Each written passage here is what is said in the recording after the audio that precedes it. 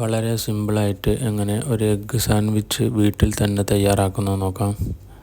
കുട്ടികളൊക്കെ മുതിർന്നവർക്കും ഒരേപോലെ പ്രിയപ്പെട്ട ഐറ്റമാണ്. ഇതിനായിട്ട് ഇവിടെ ഒരു ചെറിയ കഷ്ണം ക്യാപ്സിക്കം, ഉള്ളി, കസ്, ചീസ് ഇതേപോലെ ചെറിയ രൂപത്തിൽ കട്ട് ചെയ്ത് ഒരു പ്ലേറ്റിലേക്ക് മാറ്റി വെച്ചിട്ടുണ്ട്. ഓംലെറ്റ് ആവശ്യമായതുകൊണ്ട് ഓംലെറ്റ് എങ്ങനെ പൊരിച്ചെടുക്കാൻ നോക്കാം.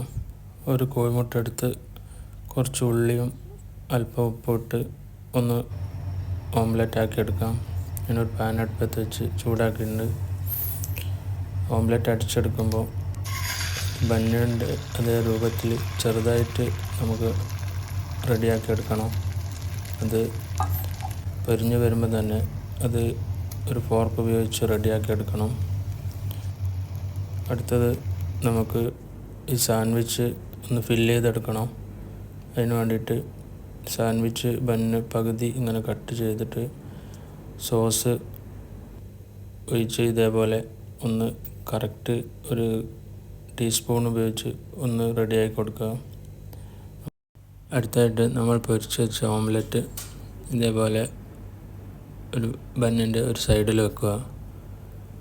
പിന്നെ ചെറിയ രൂപത്തിൽ അരിഞ്ഞു വെച്ച ഉള്ളി, ക്യാപ്സിക്കം, കസ്, ചീസ്, കക്കിരി എല്ലാം അതിൻ്റെ മുകളിൽ ഫില്ല് ചെയ്ത് വെക്കുക.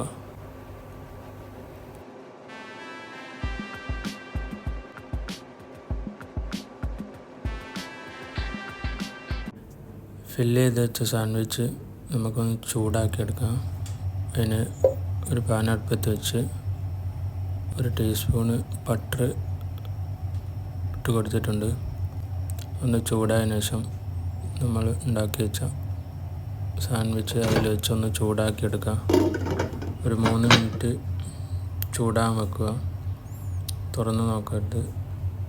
അതിൻ്റെ ചീസൊക്കെ ഒന്ന് മെൽറ്റായിട്ട് നല്ലൊരു ടേസ്റ്റിലേക്ക് വരാൻ വേണ്ടിയിട്ടാണ്. നമ്മളെ ബട്ടർ റെഡി ആയിട്ടുണ്ട്. എല്ലാവരും ഒന്ന് ട്രൈ ചെയ്ത് നോക്കും. വളരെ പെട്ടെന്ന് ഉണ്ടാക്കിയെടുക്കാൻ പറ്റിയ ഒരു ഐറ്റമാണ്. പിന്നെ അടുത്ത വീഡിയോയുമായി പിന്നെ കാണാം.